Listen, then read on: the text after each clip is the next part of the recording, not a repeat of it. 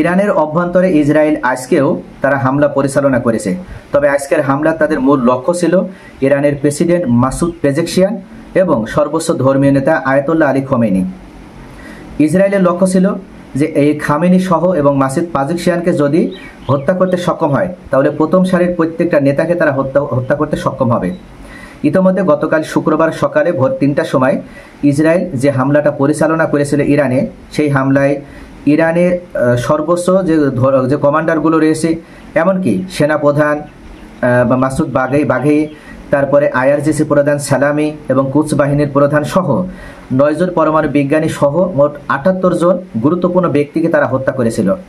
পাশাপাশি এই হত্যাকাণ্ড বা এই বিমান হামলায় ৩২৯ জন আহত হয়েছে এবং এর মধ্যে একজনও কোনো বেসামরিক নাগরিক নয়, সকলেই গুরুত্বপূর্ণ কর্মকর্তা এবং কর্মচারী।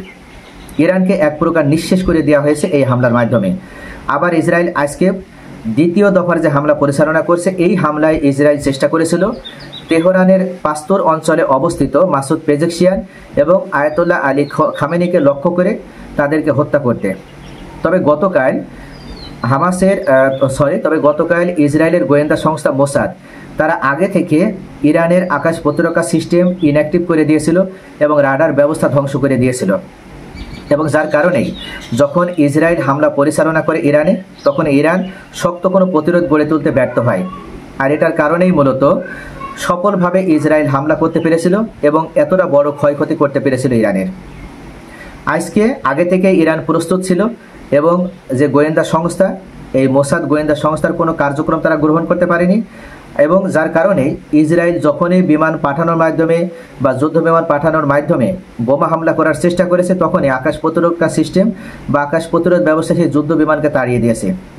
শুধু তাই নয়, যতগুলো ইসরায়েল থেকেও ক্ষেপণাস্ত্র পাঠানো হয়েছে ইরানকে উদ্দেশ্য করে, সেই ক্ষেপণাস্ত্রগুলো ইরানের ভূমিতে নিক্ষেপ হওয়ার আগেই বা ভূমিতে পড়ার আগেই সেগুলো আকাশ প্রতিরক্ষা সিস্টেম প্রতিহত করতে সক্ষম হয়েছে। যার কারণে আজকের এই হামলায়, ইসরায়েলের এই হামলায় আজকে মাসুদ পেজেকশিয়ান এবং আয়াতুল্লাহ আলী খামেনি কোনো রকমের রক্ষা পেয়েছে। তবে কতদিন তারা রক্ষা পাবে সেটা এখন দেখার বিষয়। ইরান যদি সঠিকভাবে বা শক্তভাবে প্রতিরোধ ব্যবস্থা গড়ে তুলতে ব্যর্থ হয়, তাহলে তাদের কিন্তু এই প্রেসিডেন্ট সহ ধর্মীয় নেতাকেও তাদেরকে হারাতে হবে। ইরান কখনো হয়তো এমন দুর্বলতা দেখাবে না। ইরান এবার তারা হয়তো শক্তভাবে তাদের আকাশ প্রতিরক্ষা সিস্টেম এবং রাডার ব্যবস্থার দিকে মনোযোগ দিবে। সকলে ভালো থাকুন। Thanks for watching.